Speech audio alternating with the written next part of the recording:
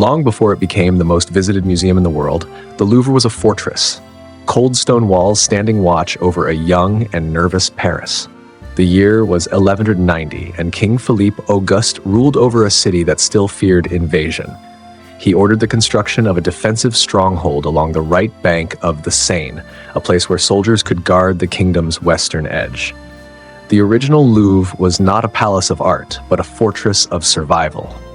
Imagine it then, a square tower rising above muddy fields, thick ramparts circling a courtyard, and sentinels pacing by torchlight as the wind carried the scent of the river. Paris was smaller, rougher, alive with merchants and monks, beggars and builders. The Louvre's purpose was protection, not beauty. Yet destiny had other plans for those walls. As centuries passed, kings grew bolder. France became stronger. By the mid-14th century, under King Charles V, the old fortress began to soften.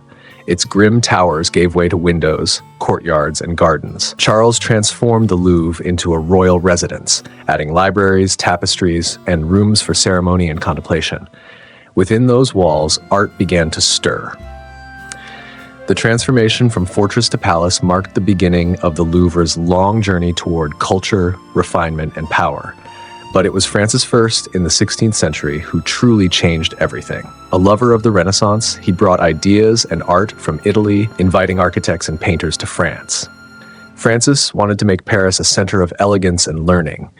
He demolished part of the medieval Louvre and commissioned a new palace in the style of the Renaissance. Light, harmonious, full of proportion and grace.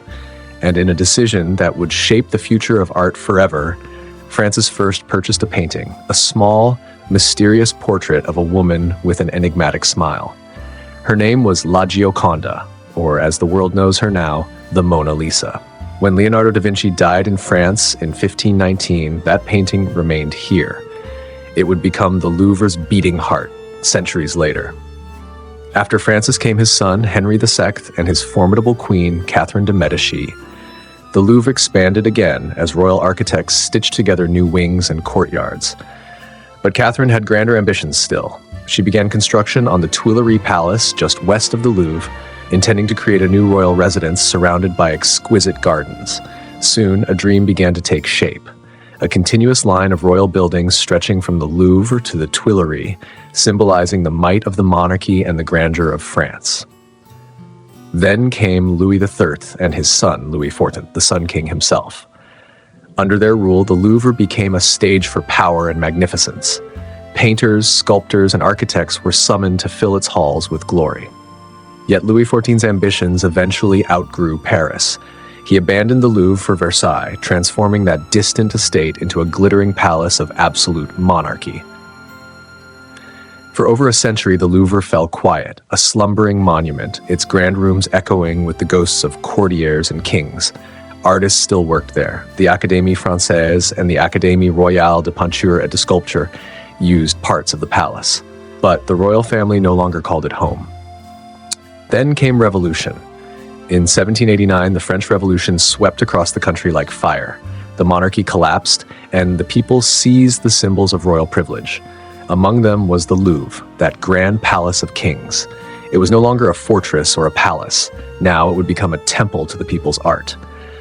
On August 10, 1793, the Louvre opened its doors as the Muséum Central des Arts de la République, the Central Museum of the Arts of the Republic.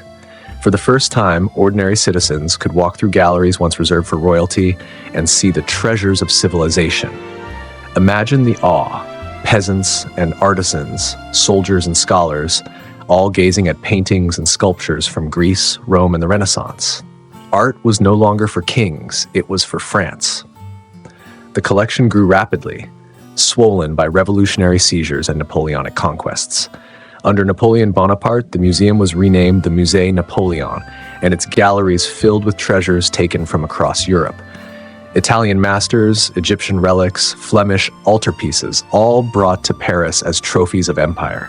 For a time, the Louvre became the very center of the world's art. But after Napoleon's fall, many of those spoils were returned to their rightful countries. Still, the Louvre had been transformed, its mission clear, its prestige unmatched. Throughout the 19th century, the museum continued to evolve.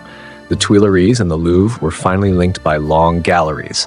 Architect after architect expanded and modernized the complex, turning it into the sprawling masterpiece we know today. The Louvre was no longer one building. It was a city within a city. Courtyards, corridors, staircases, and salons all woven together like veins of history. Each century added its layer.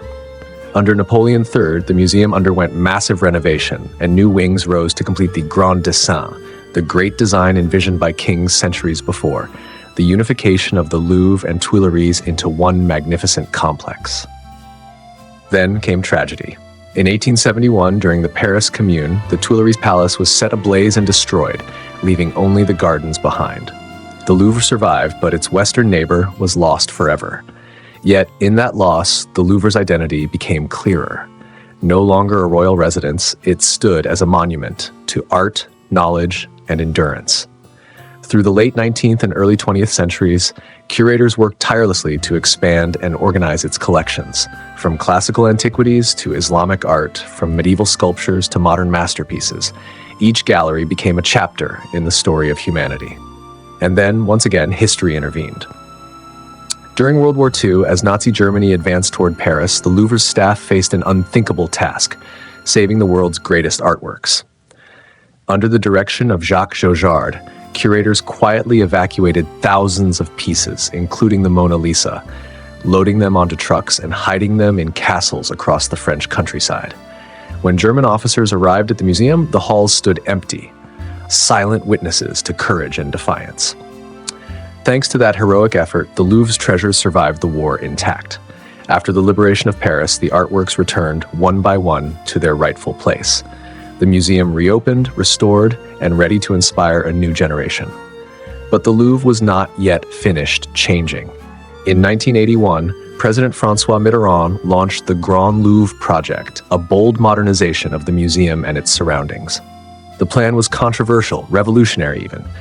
At its heart would stand a gleaming glass pyramid designed by the Chinese-American architect I.M. Pei.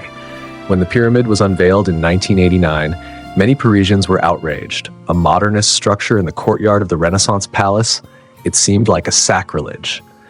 But over time, the pyramid became beloved, a symbol of the Louvre's dual nature, ancient and modern, royal and republican, eternal and ever-changing.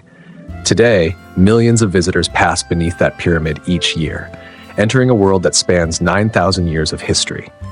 From the winged victory of Samothrace, poised at the top of the Daru staircase, to the Venus de Milo's timeless grace, from Delacroix's liberty leading the people to the enigmatic smile of Mona Lisa, the Louvre tells the story of civilization itself, one painting, one sculpture, one fragment of marble at a time.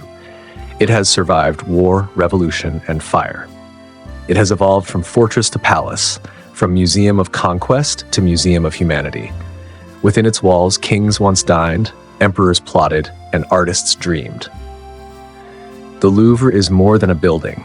It is a living chronicle of beauty and ambition, a reminder that art outlasts empires, that ideas survive even when power fades. As you walk its endless corridors, you can almost hear the echoes of history. The footsteps of guards in Philippe Auguste's fortress, the whispers of scholars under Francis I, the laughter of courtiers in Louis XIV's salons, the rumble of revolution, the quiet determination of curators saving art from war. And through it all, the Louvre endures, a timeless heart at the center of Paris, where stone, light, and genius converge.